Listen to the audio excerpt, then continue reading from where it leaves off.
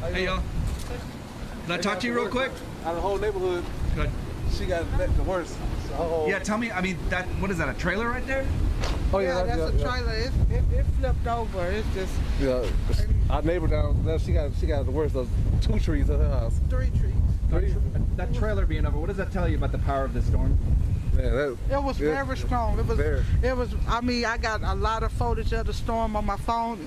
It was just, ooh, bad, very bad, very bad. Yeah, a few windows got blown out. And the windows blowed out in our house. The air conditioner fell out. It was mounted in the wall, and it fell out. All our furniture in the house is just messed up. It's just gone, demolished. Can I get your name? My name is Sabrina Bassett. Can you spell that for me? S-A-B-R-I-N-A, and my last name Bassett, B-A-S-S-E-T-T. Miss Bassett, do you mind? I'm a reporter with the Associated Press. Can you mind me asking how old you are? 44. I'm 44. Right? Yeah. Right. And your name, sir? My name is Lamont Bassett. Lamont Bassett? That's right. Can you spell that for me? L-A-M-O-N-T, Bassett, B-A-S-S-E-T-T. And how old are you, sir? I'm 42. 42. Are you guys a couple? Yes, we're married. My husband. All right, very good. I'm a reporter. I gotta ask redundant questions. At least you guys are okay, all right? Yeah, I'm good. Well, thank God you calling me. Yeah, we went and checked on the lady earlier. Everybody okay in her house, but your house is just gone. she most likely she's gonna have to evacuate ASAP. Well, I'm gonna go check that over there. Yeah, look. You want to see something crazy? This one right here, I opened the door. People left. Me and him were out here going through it when the water was still high. That one right there, you see the idea of the damage inside with one of the trees. Let me go over there, and I'll find you. Okay? You gonna be here? Okay. Thank you.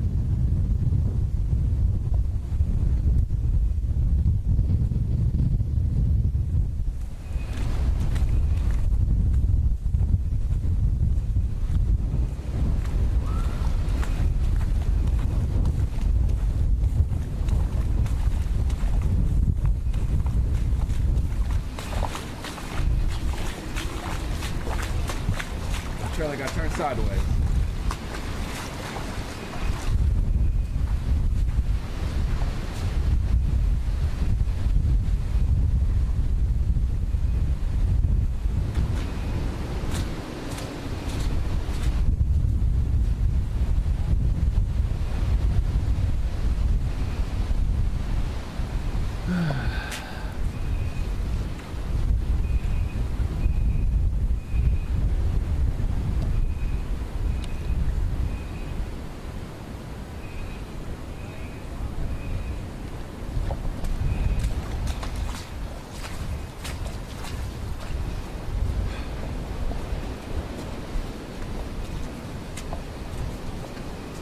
Where's Gerald at? Is he in there? Yeah. All right. Oh Lord. There was another house in that previous development we were at where it just like shore the roof in half. Wow. The tree got like just shore the roof in half.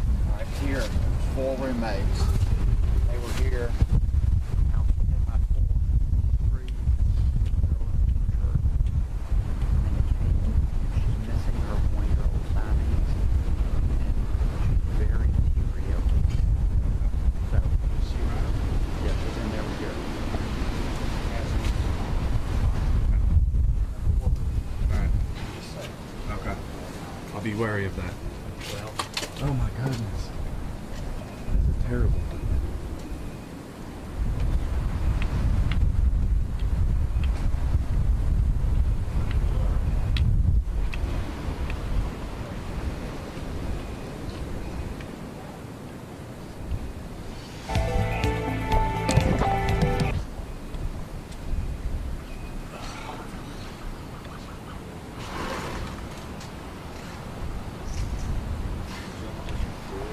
This is probably the worst damaged house I've seen yet.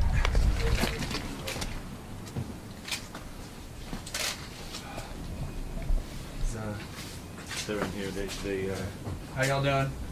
We're doing the best we can. You're living, huh? Yeah.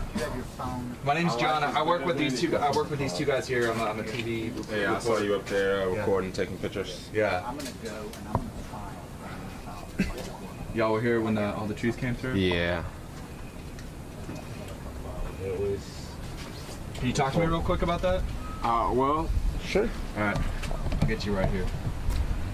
You know what? Let's get you to the other side. Look better. All right. Can I get your first and last name? Dorian Carter. Dorian Carter. Yes, sir. Can you spell both for me? Dorian. Yeah. Carter. Carter. Dorian, you can go ahead and look at me.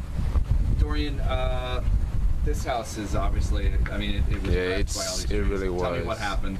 Well, at first we were just, the wind and everything really wasn't bothering us. We were sitting outside watching other trees and everything fall, and we actually didn't think any of these were going to fall. We knew a lot of the other ones were going to, and we were hoping these weren't, but unfortunately they did. I was on my way back inside when this one here came through actually and fell in. One of the roommates, Josie, as this one fell, some of the sheetrock or debris hit her in the leg, but she's okay. And then when that one fell, the roommate Megan was in her room trying to collect some of their things because we all were in the bathroom when it happened, when that one fell down. Because after this one, we were like bumping everybody in the bathroom, stay safe. But luckily, we're all right. We did have to come back out here because we are missing one of the cats. It's Salem. Oh no. Yeah, it's Salem, Princess Leia, and Molly. Molly is actually one of the ones that is missing. Hopefully, she's okay and doing fine. We've told all the neighbors. Yeah. Everybody's told us that they're going to keep a lookout for her. So hopefully we get good news and find her safe and sound. But we're just all glad that we're all okay, all alive, and able to walk out of here. Dorian, how old are you? If you know? I'm 23. 23. Dorian, where's the young lady who owns the cat? Can I talk to her? Kate, let me see if she's all right.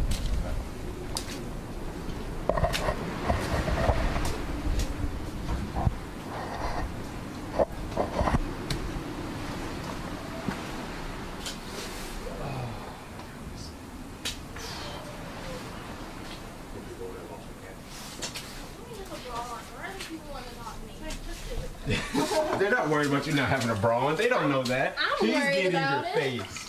Hi there. My name's John. I work for the Associated Press. Hi. You doing all right? Yeah. I want this You water. guys are living. That's the good thing, all right? Yeah. Yeah. It was real scary over where our hotel was too, but probably a lot scarier here. I just want my cat. I just want her to be found and safe. That's all I care about. Yeah, I I don't hear care you. about myself. I really don't. She's my heart. And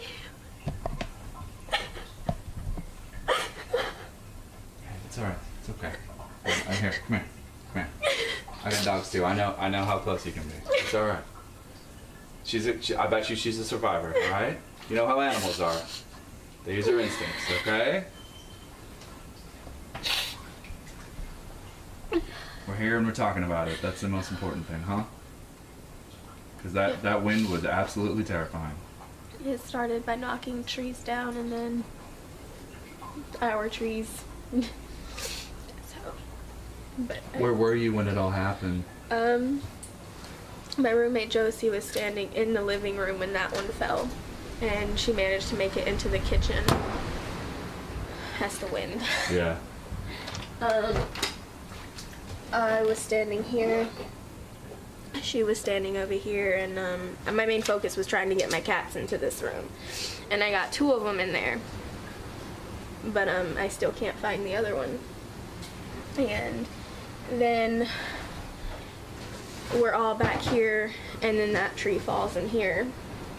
And then that's when I panicked, and I was like, we gotta go to the bathroom. And we sat in the bathroom Hurricane Michael for is about the an worst hour. storm that the Florida Panhandle And then has when it ever started seen. to And one of the lighten worst up, power we moved storms to this bedroom, ever which make landfall in the United only States. had some water in it. So We heard of significant impacts at Tyndall Air Force Base and many communities along the coast. As Hurricane Michael continues its destructive path through the Panhandle and leaves our state, we're turning 100% of our focus on search and rescue and recovery. But we need every family to help with this. Listen to local officials. We could still have flash flooding and tornadoes. We heard of 2 devastating tornadoes in Gadsden County. The weather is still extremely dangerous. Do not take a risk. Be safe. We also need people to be very safe with generators. Do not put a running generator in your home. It is not safe. Do not get out on the roads until you are told it is safe. We need the roads to be open for first responders and search and rescue to do their jobs and save lives. If it is not safe to leave your house, don't leave it.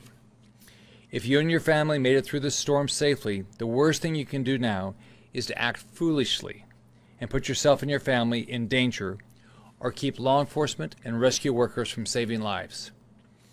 Our law enforcement and first responders are heroes and are leaving their families to help others. We cannot thank them enough. As I said earlier today, we are deploying a massive wave of response. We will be sending help from air, land, and sea. This includes thousands of responders for power restoration, medical search and rescue, law enforcement, food and water distribution, and every other critical resource. I was briefed by the U.S. Coast Guard today, and they are pre-positioned in Tampa and Mobile with critical assets and resources. Along with our thousands of rescue workers, local law enforcement has nearly 1,800 personnel ready to deploy.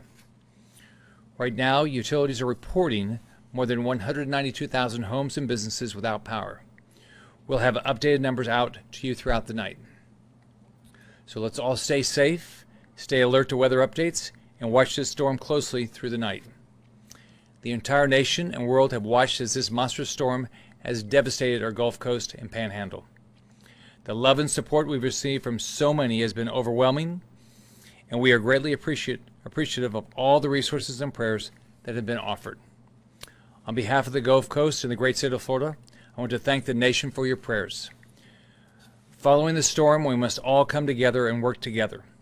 During disasters, Floridians take care of each other. We saw this after Hermine, Matthew, Irma, and Maria. Floridians are strong. Floridians are resilient. We will recover, and we'll do it together.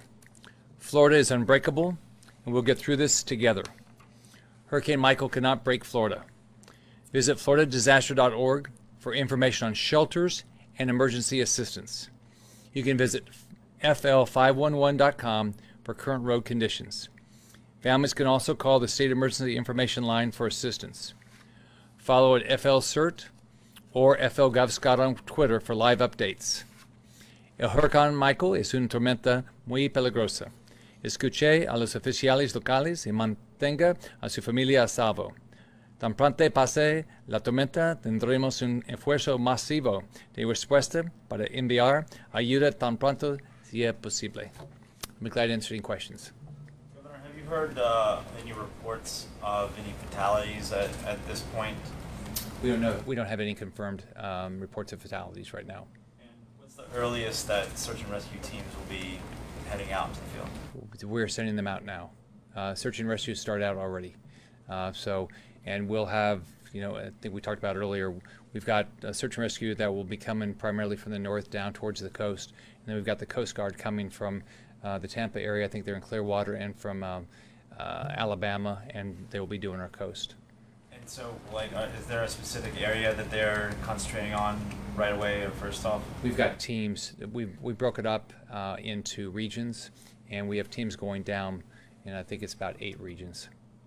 And just along all the impacted areas? It's going to be coming down, and so they'll meet up.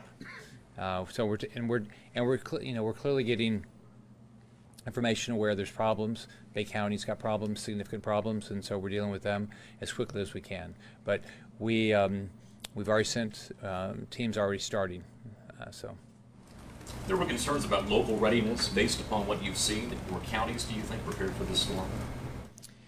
It came really fast. The first thing, I wish everybody didn't evacuate. So I'm still praying that we didn't lose anybody.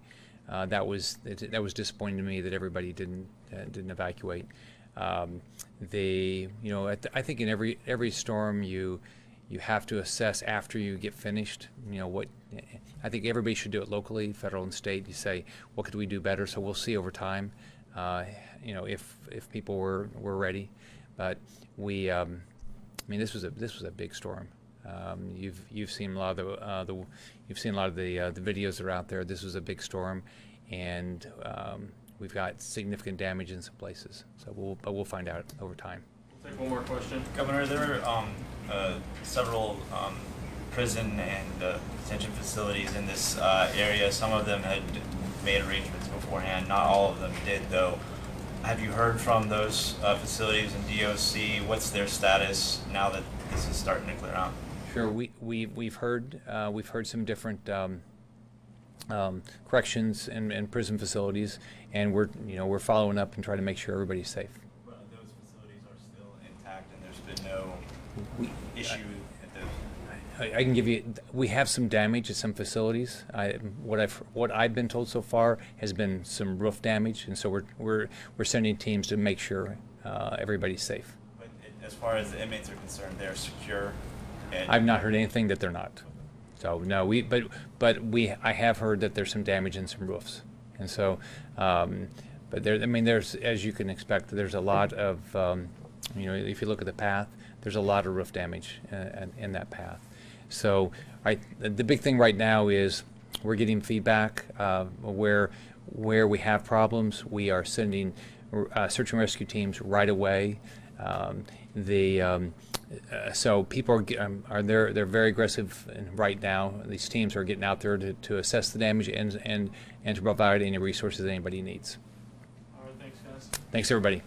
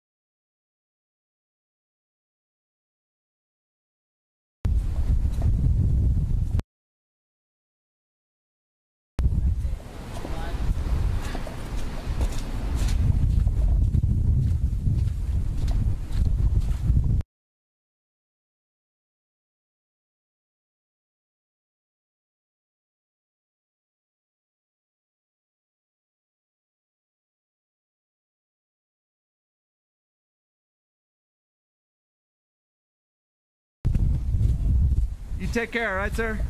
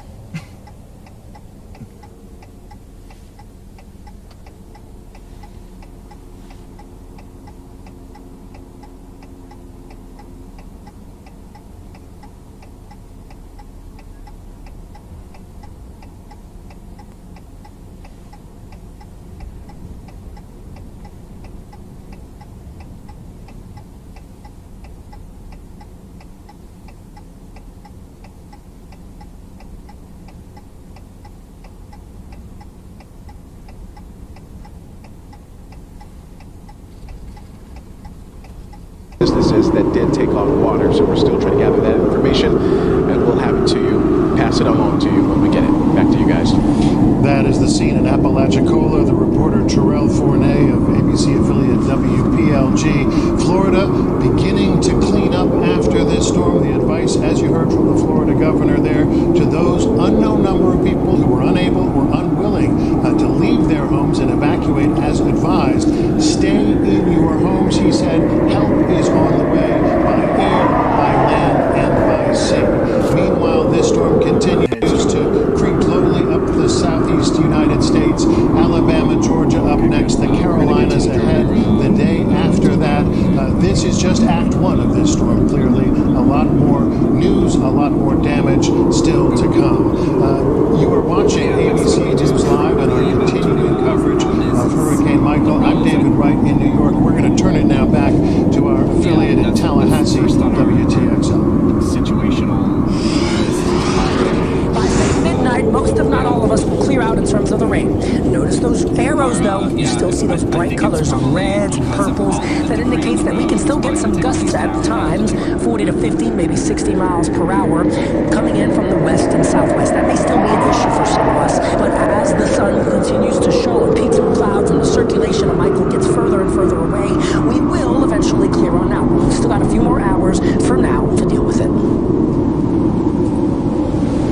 And we've just learned that President Donald Trump spoke on Air Force One just moments ago. He says that he will be visiting areas affected by Michael early next week. We turn now to Allison Posey, who is joining us now, head of our eyes and our ears in Tallahassee. And Allison, what are the latest updates on the... Hey, thanks guys. Yeah, it's gone a little bit better since the last time I checked in with you. The last time I talked to you, I guess it's been about an hour and a half now. We went inside shelter, kind of stayed there for a little bit, waited for it to get a little bit better outside. And there's still a lot of gusts, but I don't feel uncomfortable sitting out here anymore. The trees still moving a little bit wind as it comes in, still raining a little bit off and on. Haven't seen any more trees fall since we've been out here. We've heard some cracks, some pop about an hour and a half, 2 hours ago. As I shared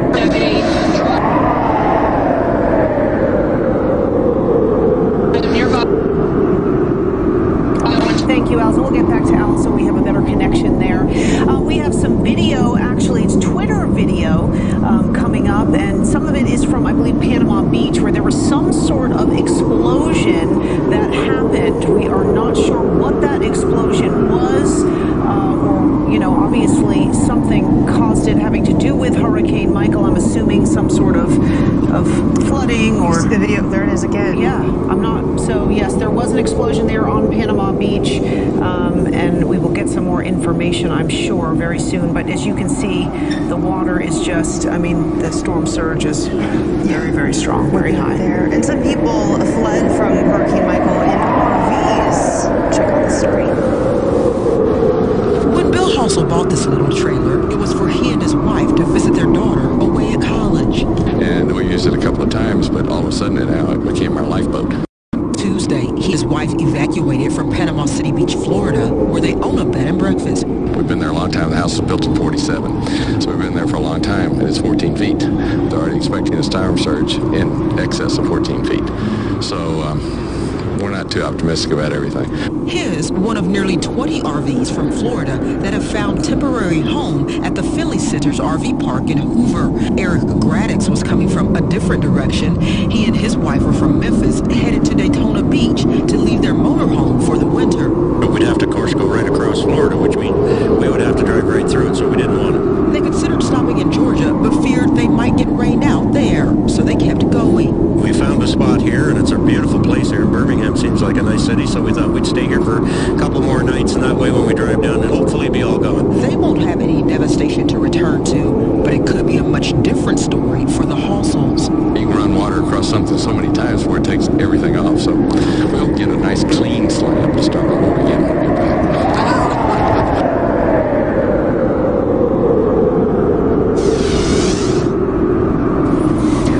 Are still kicking, and it's going to continue for another hour or so, especially within some of our more populated centers around Tallahassee. Tallahassee and Leon County. Recent wind gust was in the lower 60 mile per hour range. More recent wind gust was at 45 miles per hour just a few minutes ago. So the winds are still up, and there's still going to be times, especially in relation to any kind of convective bands or areas of rain, the winds will increase and then subside a little bit, and then just go back to the noticeable breeze, and then maybe another quick gust coming through that's associated with rain. So there will still be that circulation around the tri-state area, and that's where the eye is, and the closer you are to the eye, what's left of it, the stronger the winds will be. So I think the corridor of most intense winds will continue to be in the Georgia Wiregrass region of southwest Georgia and across the Flint River area. So we'll go step by step through time, next couple of hours, and we'll see the ongoing movement of the center of the circulation towards Albany. So that's where the eye wall will still be across many of our South Georgia counties. So 50 to 70 mile per hour wind gust, you could experience that from Thomasville to Moultrie, and then beyond that point to the north. There will still be times where the wind kicks in Tallahassee, even after sunset. But I do think as we progress hour to hour, deeper into the night, we'll start to shave off some of the intensity of the wind gusts. Now, sustained winds could still maybe be around 30 to 40 in some cases, especially, again, close to where the center is. But we will start to see the overall wind subsiding somewhat. It'll be a gradual process. So by midnight, I think most of us, at least near the state line and to the south, will be in the lower end of the tropical storm force gust range, while sustained winds could still be about 20 to 30, maybe even 35 in some cases. South Georgia, that will be the zone where the winds will be their most intense still. So we're going to continue with that transition of all the main wind effects going to the north, while we still have at least the leftover residual circulation on the south side of this system, where it will not be as intense for as long, although it is similar to yesterday when you noticed there were winds. They weren't incredibly strong or destructive, but there was more wind flow, more air motion than usual. I think we go back into that phase for the early morning hours. So with maybe 15 to 25 mile per hour sustained winds in the overnight period, that could lead us to gusts around 30 to still 40, but still intense. Moultrie to Tifton and to the north and east from there. And then as we go into the early morning, before sunrise, an even lower decrease in the wind gust potential, 20 to 30 for North Florida, 30 to 50 for South Georgia, especially as you move to the north.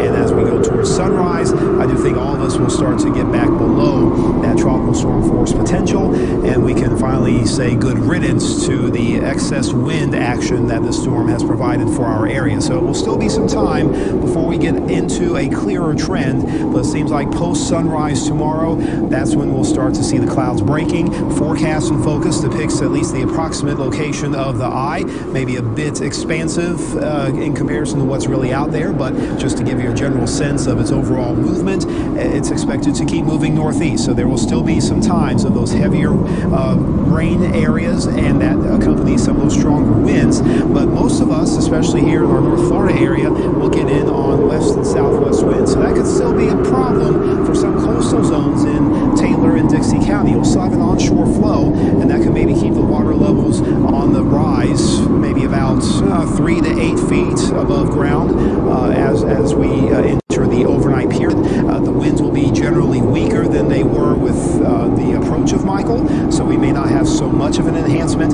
Plus, we're now going past the high tide phase, so that will work in favor of at least trying to lower the levels in some cases just a smidge.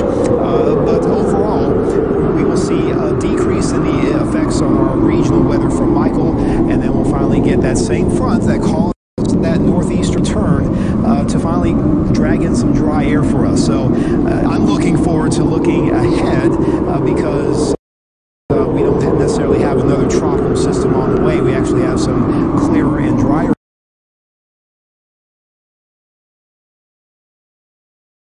conditions on the way. And yes, I know a lot of folks are going to have some massive assessments of damage of their various properties and interests, and if you have extra work to do, maybe cutting up some trees, you'll have okay weather to do it in, because we will have more of a west to northwest flow, not very strong into the afternoon and evening tomorrow. Some leftover clouds. Things will begin to dry out, and it will still likely be a warm day, but our temperatures will more than likely still be above average, but then a cooler flow will enter the region, and we'll have some lower temperatures on Friday. Of course, given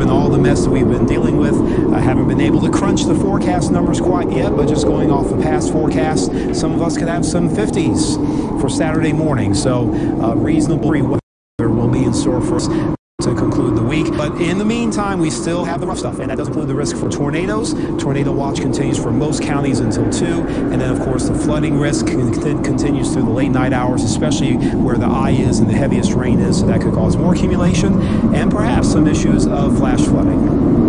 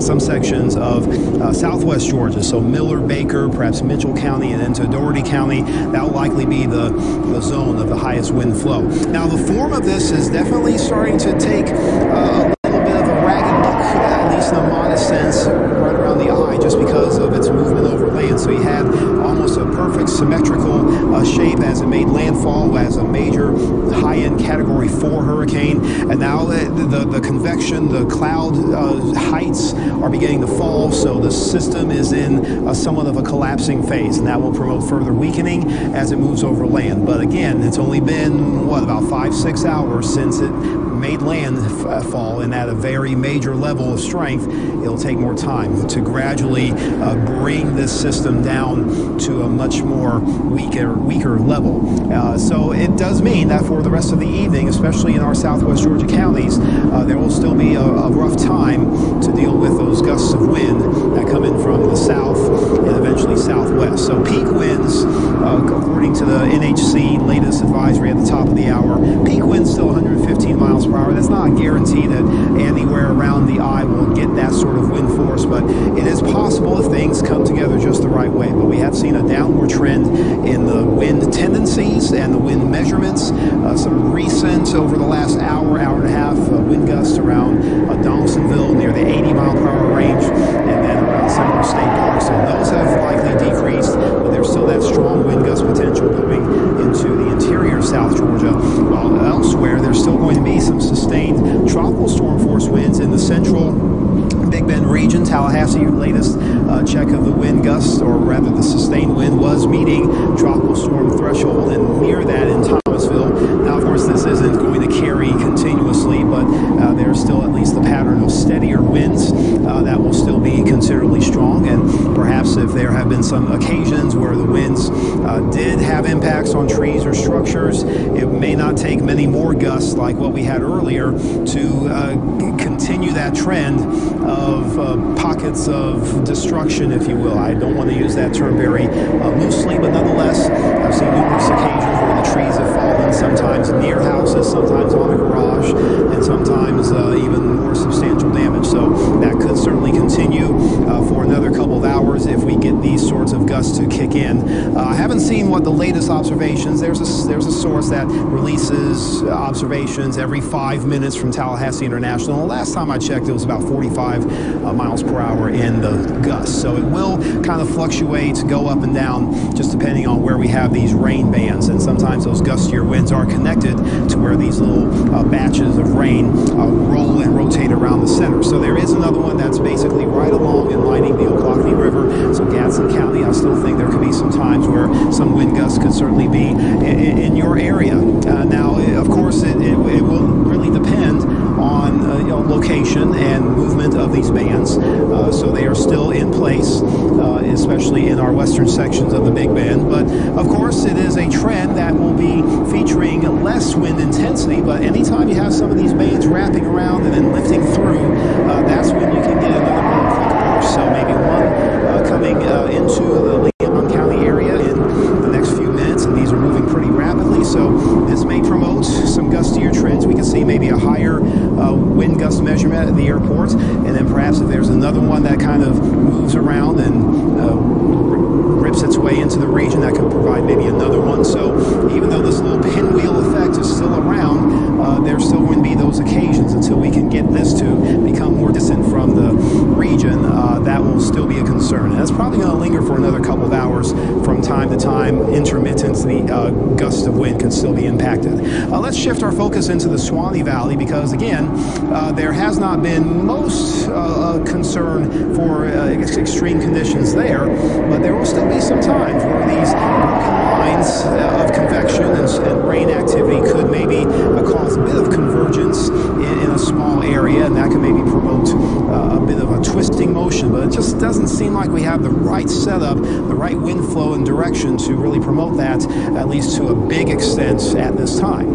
That doesn't mean that the tornado watch is not needed. I certainly think it is needed because there could be times with such a swift movement of air and maybe a little bit of a wind shear situation in the lower levels where maybe winds could be more south at the lower levels and then maybe a couple thousand feet up, more of a southwest flow. That would be the pattern that would really support these spin-up tornadoes, but it just doesn't seem like the winds are aligned, at least off of my observation, not quite aligned properly to really give us repetitive, brief tornadic bouts. So nonetheless, even with that said, there's still that possibility that we do have to keep that in mind, that maybe some of these bands could certainly produce some strong gusts of their own, and if the conditions are just right in the lower parts of the atmosphere, you could have a few spin-up tornadoes. We're having a pretty persistent banding of rain over Lowndes County, so I know over the last couple days, many Valdosta area residents were asking me what kind of wind impacts could be achieved, and so far we've had those near and slightly above tropical storm force gusts, and that could certainly be the trend right now, a little more in the prolonged sense because of this band that's coming through. Now, given the movement of the eye in relation to Valdosta, there's a decent buffer between the outer edge and the Azalea City. So perhaps you can avoid the fates that others had to experience because they were just close enough to be clipped by the stronger winds around the eye wall.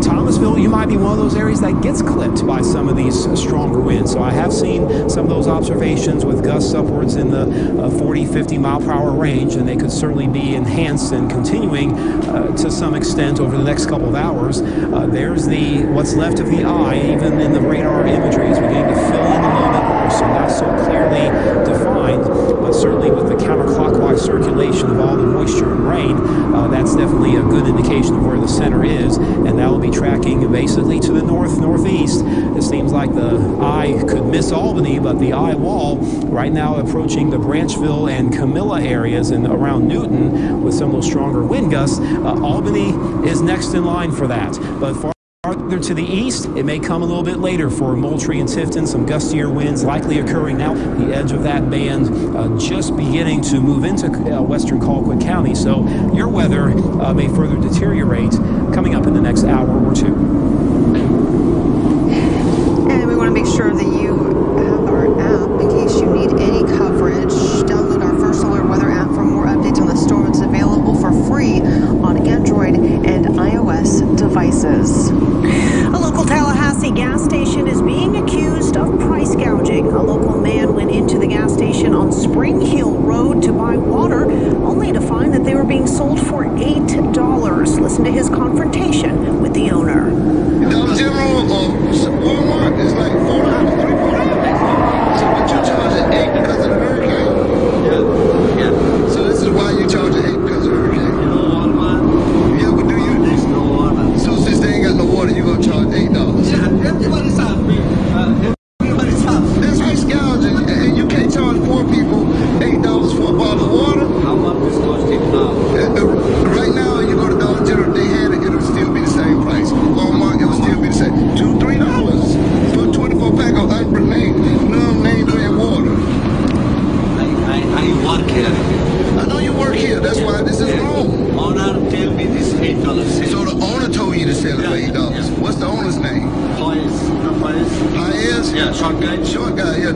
is. Pi is. He said charge $8. Okay, so you just following orders.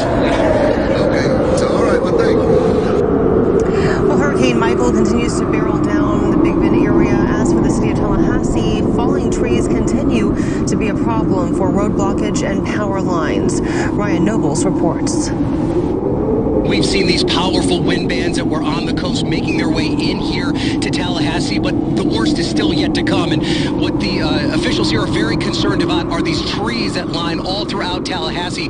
As I mentioned before, the worst of the storm is yet to come, but we've already seen big tree limbs like this fall off these big trees. But if these storm winds continue and they get up into that Category 4 force, 100 miles or more, these entire trees could topple down into these streets. That's why you see these streets bare. Hardly anyone on these streets at all. They've been told to stay inside because the danger is still yet to come. We're also concerned about power outages. As these trees start to topple, they're going to take power lines with them. Already 20,000 customers here in the Tallahassee area are without power.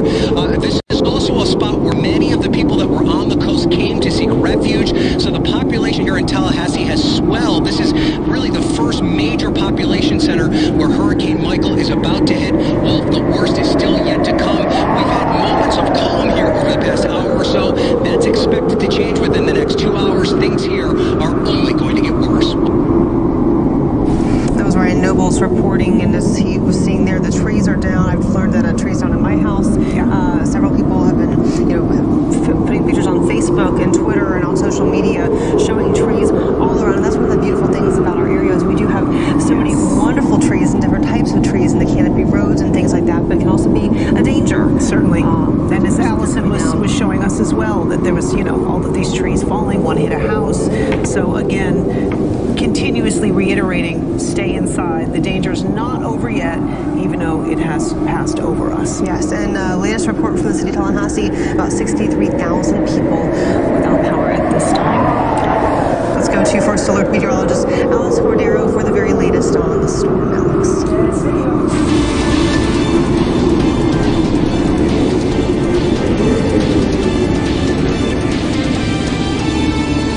And as I was saying, and speaking of winds here, as you can see, the winds continue to pick on up in that purple and red corridor, though some of the sites are overall down because of, again, the stronger winds pushing through Mariana Bay.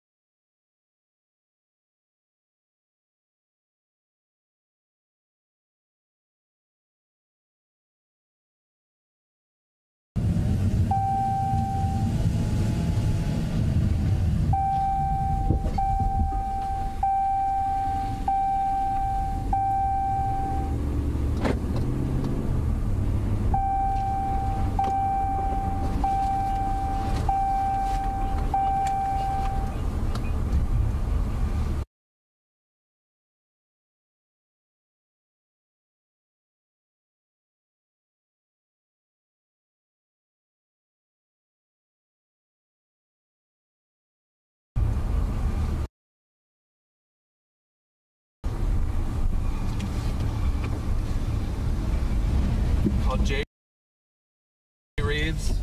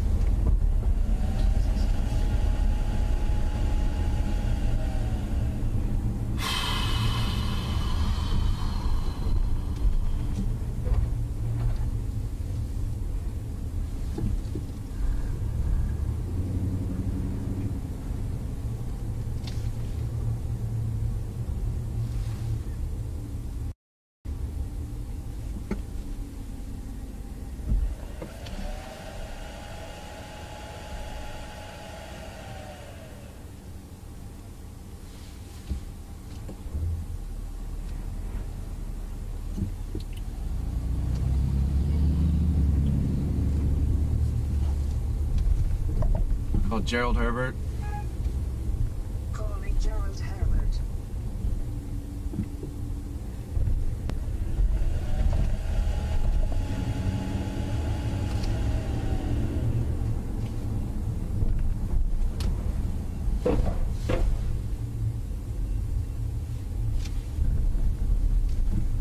Gerald?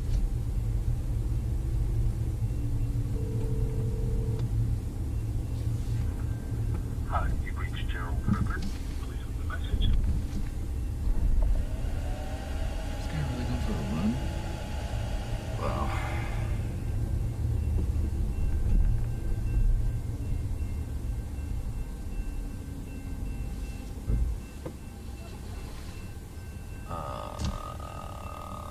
Boy.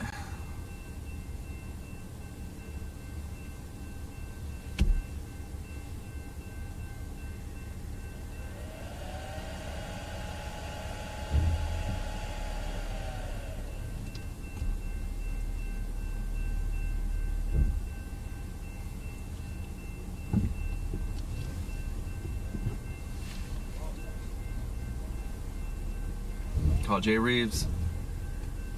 Calling Jay Reeves.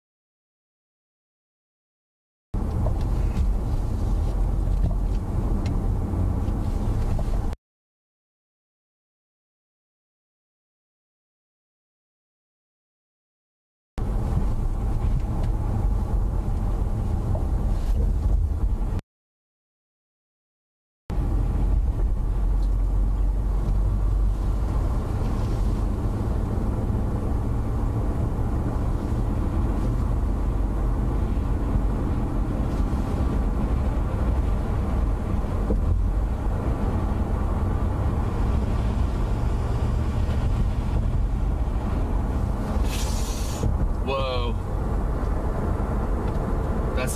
That is an entire train that's been blown over on its side. The whole train and the wheels are still on the track. That's quite a sight. Shows you just how powerful this storm was.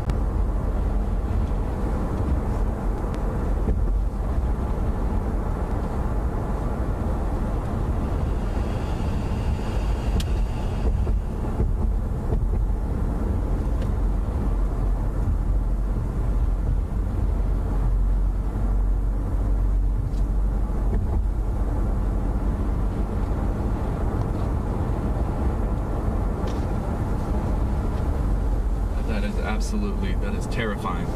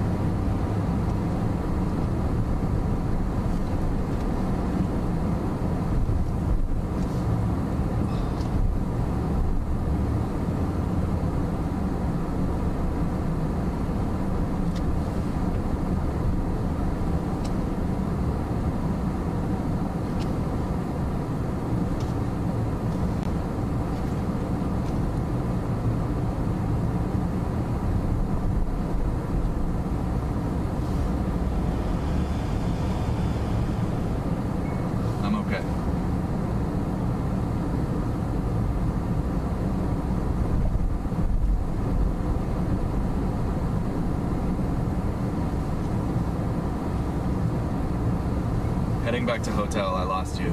I had a limb stuck on my tire.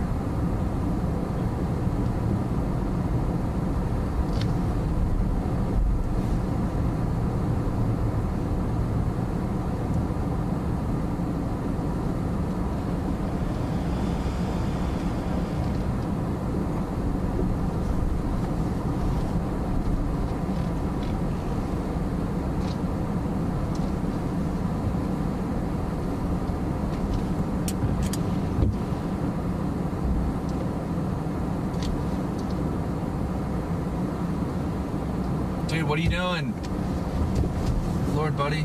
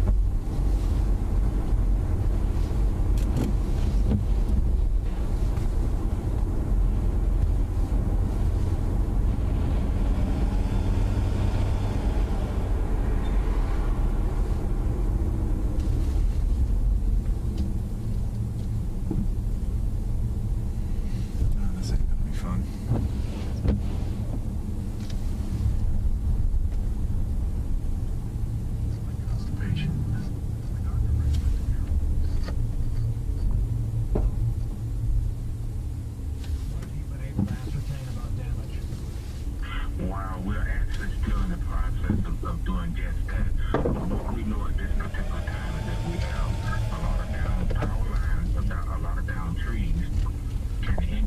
streets are just virtually unpassable. You simply can't get through them because of all the debris. So we know that at this particular time, we don't know how much structural damage. Those reports are still coming in. I hate to ask about one place, but it's such a pretty place in your town. I think it's called the River Inn. It's down near the base of the bridge. Yes. Have you heard anything about it? I haven't heard anything about that at all. Okay, God, it's just one of the most beautiful spots on the coast of Florida. And no news is good news.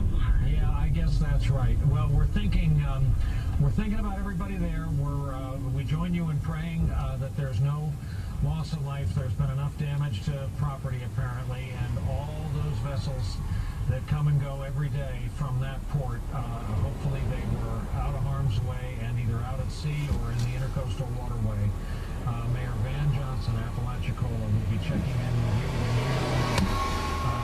Bill Cairns, we keep telling people, while we show the imagery on the air, we have a 115-mile-an-hour hurricane over the state of Georgia. And the eye is about to maybe go right over the top of the people in Georgia, and about maybe 20 minutes or so in the town of Morgan, maybe in the eye. Which is still possible to have sunlight. A little bit of an eye left on the storm. Look at the winds right now in Albany, Georgia. 67-mile-per-hour winds. You know, you do that with trees with a ton of leaves on them still, and there's just a lot of tree damage. There's a lot of power outages that's still yet coming. Going into the storm, it was estimated we have about 2 to 3 million people without power by the time we're all said and done. And a lot of those people will get power through the night tonight as they get to more populated areas.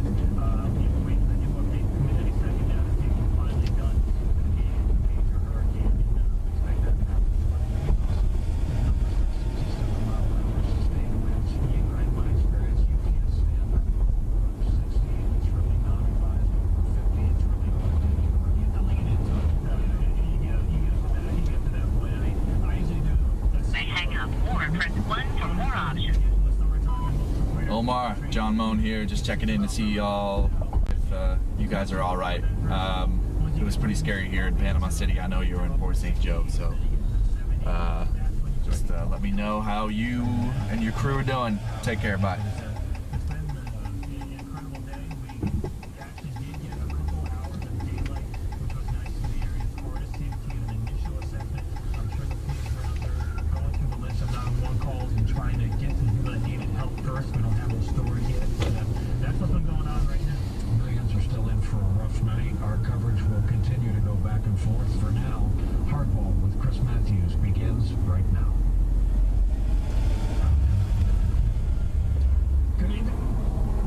Michael is on the move. The devastating hurricane at this hour lashing Georgia, Alabama, and on its way to the already hurricane-ravaged Carolina. Michael slammed ashore near Mexico Beach, Florida at midday today, making landfall as an incredibly powerful, life-threatening Category 4 storm with sustained winds of 155 miles per hour. Those are the sustained maximum winds. We're showing you here the catastrophic winds of Michael's eyewall as it tore into Panama City Beach. They predicted this storm was going to be one for the books, and it already is the strongest hurricane to hit the Florida Panhandle in recorded history, and the strongest storm to hit the continental United States since Hurricane Andrew more than a quarter century ago. Marked by its devastating winds, of course, the storm ripping off the roof of this hotel. I mean, honestly, like it's a toy. But the greatest danger to life is massive storm surges. It's always the water, walls of ocean water, topping 40 feet in some areas. And as bad as this is that we're seeing here, the danger is far from over. Our reporters are spread out across the Panhandle tonight to give you some perspective. I want to begin, though, with Scott McLean. He's out represented in Albany, Georgia, where the hurricane is headed right now. Scott, what are you seeing there? Hey, we can see the wind, you can see the rain really starting to come down. In the next hour, maybe hour and a half is when we're going to start to see the peak of this, the worst conditions to come, and perhaps an even more telling sign is actually right over there behind me, that dark building you see in the distance. Around 12:30 this afternoon is a Category 4 with massive wind gusts tearing off rooftops. These pictures are amazing. Look at these pictures. Flinging debris and raising potentially life-threatening storm surges. Well, speaking from the Oval Office earlier today, the president had this warning for those who remained in the path of the hurricane. I say God bless you all. That's my message, because that's what it is. The storm is there. I mean, that storm is there. It's sort of too late to do anything about it now from the standpoint of warning. Well, nearly 400,000 people in the Panhandle of Florida were urged to evacuate during the present right now. But emergency is concerned and many ignored warnings. Continue to unleash punishing wind and rain all the way into the Carolinas, which are still recovering from Hurricane Florence's recent flood. For more, we turn to NBC News correspondent Carrie Sanders, who's in Panama City, Florida, on the beach there. Thank you, Carrie. I see the wind in your pants there. Go ahead. Yeah. Carrie. I guess we're having a problem. I see Rin is talking, but I'm not hearing him. Is Carrie getting on the air?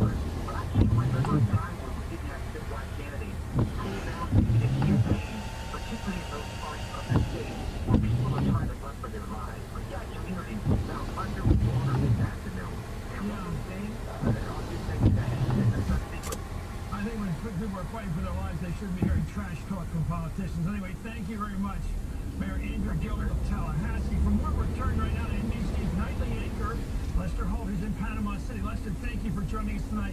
You're in the middle of this all day. What can you tell us? Well, I'll tell you what struck everyone here was how quick it moved. Thank you.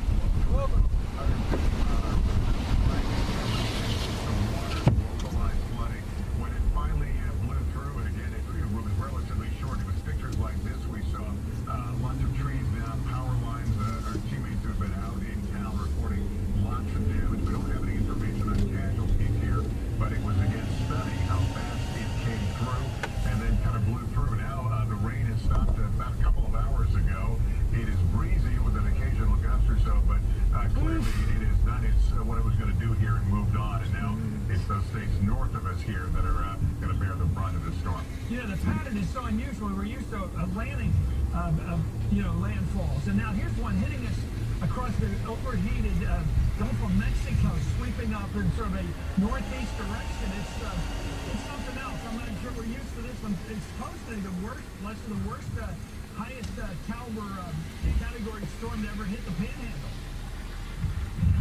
They've never seen anything like this in the Panhandle at this strength. And as you were hearing a moment ago, this was for all intents and purposes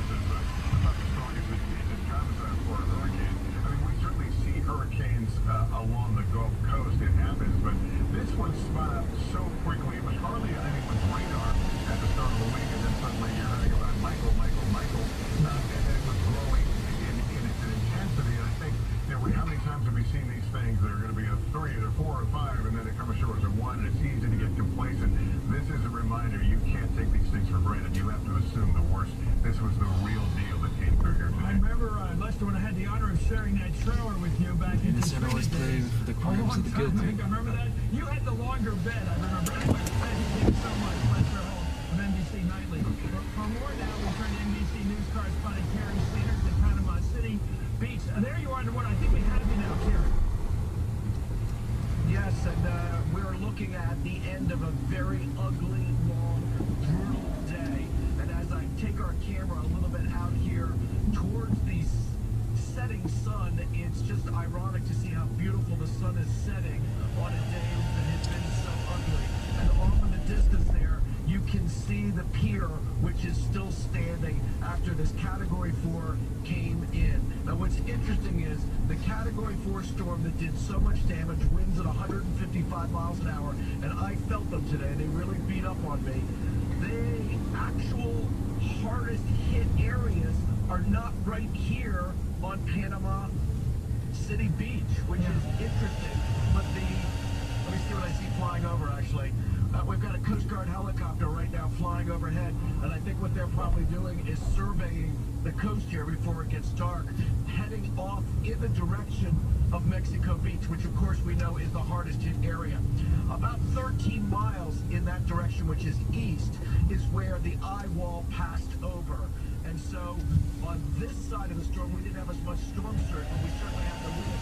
But on the other side, on the eastern side of the eye wall, that's where the storm surge came in. That is where Mexico Beach got nailed, and Apalachicola, and that is an area that's cut off, and we're waiting to find out, sadly, if there are going to be any deaths, and we don't really know that yet, but Chris, that's one thing so many people fear, is that storm surge and the drowning. Sure. Back to you. I know that the word surge scares the heck out of us. Anyway, thank you, Karen Sanders, on the beach down in Panama City. You can get to watch this monster storm pummeled the Florida coast. But tonight, President Trump is holding a campaign rally and fundraiser, trying to raise about $250,000 up in Erie, Pennsylvania, after attending, well, that fundraiser. I'm joined by Susan Del Percio, Republican strategist, Nick Compastory, political report at the New York Times, and Jason Johnson, politics center at Group.com. President knew that people would be commenting on the fact that it's split screen. Protecting the homeland too well. No, he's raising money, and he's throwing red meat out to the crowd. Why do you think he made the calculation? I'd rather be up there than not. Because I think he realizes that if he's going to have a meeting at the top on there, he wants to control it, and he wants the message to be what he has to say. He knows if he can't play a battle with a hurricane, he knows he's not going to say that the police are talking whether it be Gloria or other police. He just doesn't know how to handle it. He has no sympathy. He can't talk about people, real people, what they're going through, and he offers no comfort. So he might as well go to where he can control the message and stir. Hey, it's John Moan. That's what this is. Yeah.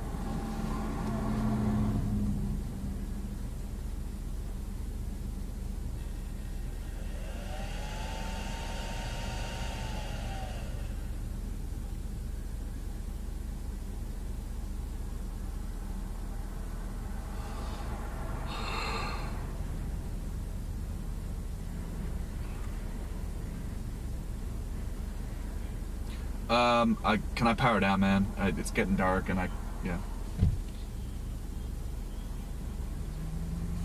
Yeah.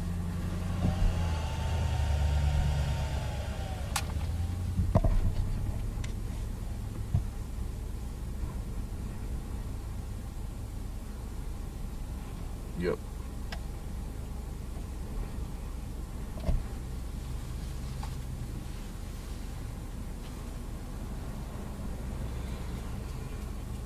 Okay. Yeah, I'm gonna wrap it up. I'll power it down.